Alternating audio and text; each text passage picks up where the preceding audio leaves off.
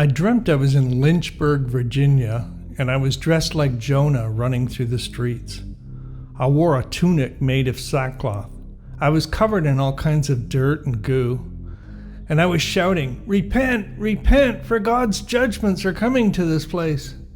Christians from Liberty University were doubled over laughing at me with tears running down their face. I had tears streaming down my face, thinking these poor people, they are under such a delusion. Nothing is getting through. I even knew some of these young people, and I knew they were leading a double life.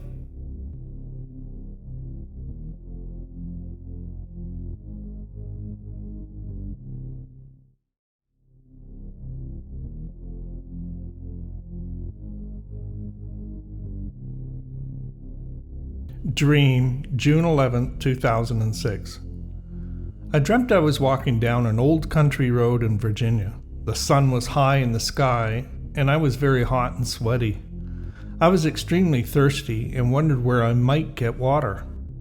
As I approached a nice bungalow on the side of the road, I noticed mattresses piled up at the end of the driveway for the garbage truck to pick up.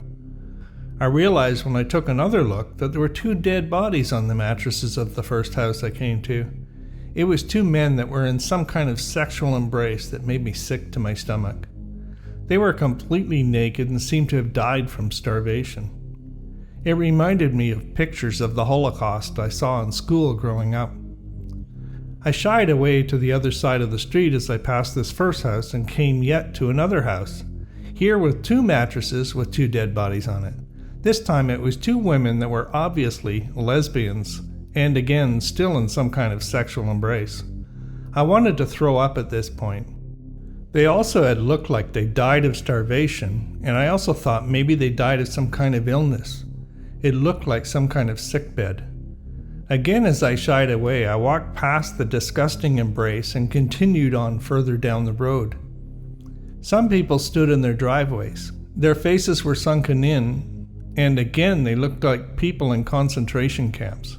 On the ground, I could see carcasses of the family pets they ate to stay alive. Some had even eaten their own children. The little bones were piled next to the barbecue.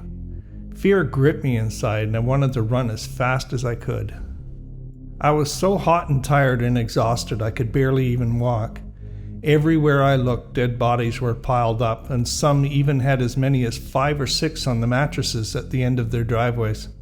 I knew from experience that in this area of Virginia, there was a lot of sexual deviancy and perversion in the form of homosexuality and lesbianism.